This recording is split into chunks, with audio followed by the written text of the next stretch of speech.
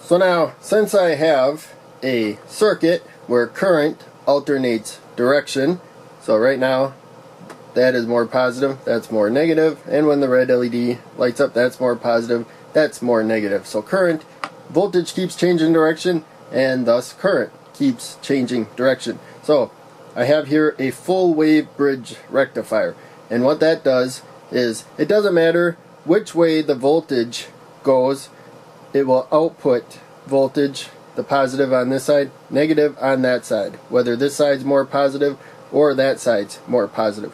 And so we're just going to do a quick wiring of an LED. Long lead the anode needs to go to the plus side, short lead the cathode. I'm going to go down one more row, and we're going to use a 1 kilo ohm resistor, the same value resistor we have over there, and we're going to attach that where the short lead is, down there the cathode, and then to this jumper.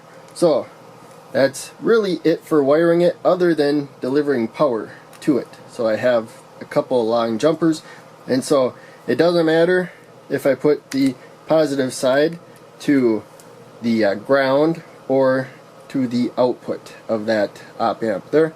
And so I'm going to put the red one up here, and then there's a fourth lead back there. I'm going to plug it into the same row. So I think with the camera tilted there, you can see there it is, right next to that lead, which goes to the swiggle line there for alternating current. And so the green one I'm going to put here, and then put it to the same row as that side there.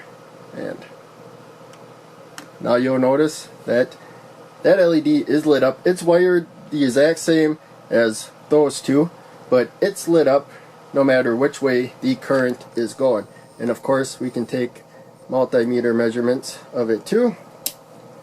And so this isn't the greatest of circuits to show this, but in case, we can go over here and then look that voltage is going from about 6.5 to about -8 for various reasons. So we're not worried about that right now. We're just worried about the bridge rectifier.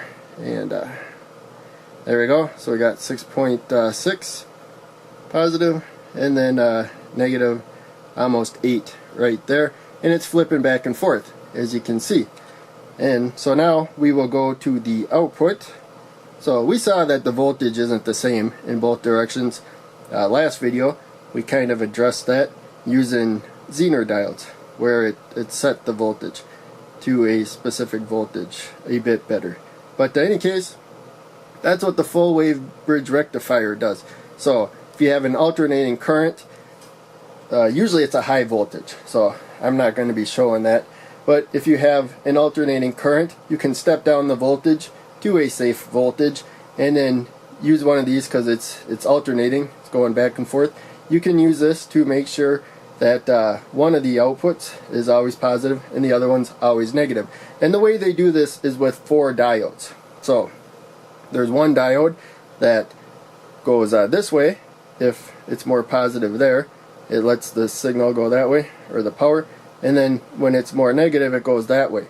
And then same over there, there's 2 diodes, one leading that way and one leading that way. So the diodes are all arranged kind of in a circle, and their direction is so that one side's always negative, one side's always positive, no matter the inputs there. So that's it for this video, really. That's what a full wave bridge rectifier does, if you were wondering.